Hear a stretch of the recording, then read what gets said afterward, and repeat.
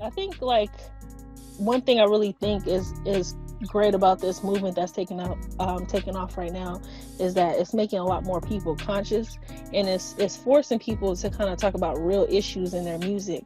Like I had read that August Alsina just came out with an album. He had taken some time away for a minute because He was sick. I tell yeah, you, he yeah, yeah he was yeah real sick.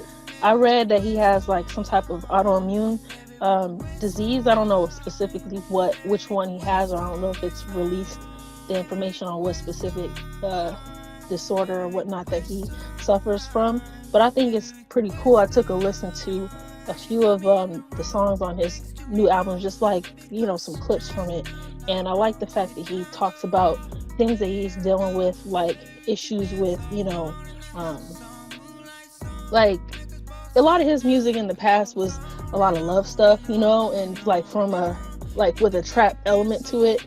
So, but I like that fact that he's exploring some new things, like experiences that he's gone through, like how those things have affected him. More like I want to say like almost like the mental health aspect of things. And I think that's important for our community to kind of like see an artist talking about whatever struggles that they're dealing with. That's just not typical stuff that they talk about in music.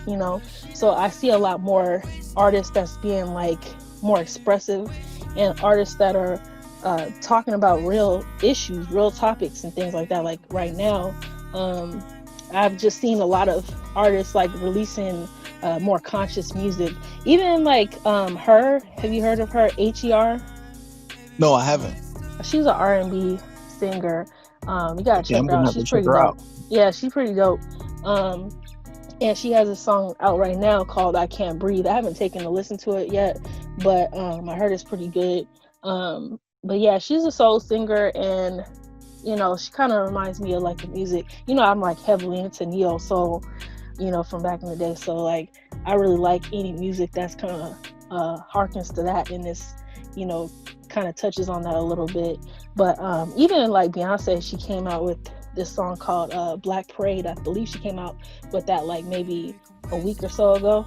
So I'm here for it. I'm here for all the like more conscious music talking on black issues, not just from the standpoint of like hip hop, like doing it, but specifically like pop, quote unquote pop artists, or artists that are R&B. Like, I like the fact that they're being more conscious with their music and putting out like, real issues and real topics, because nobody wants to talk about, all this sex and stuff all the time. Nobody wants to hear about that. Like, a lot of people, a lot of people in our age group now are like, man, like, what happened to all the like love stuff? Like when we Right. were in like middle school, we were listening to all type of love songs and whatnot, and it's crazy because it's like when we were kids, it was like, what, we have no business listening to that stuff, but it kind of like, It it's was funny. somewhat masked, at least back then. I mean, like, I don't know what era or what period it transitioned and it changed to where everything is just exposed.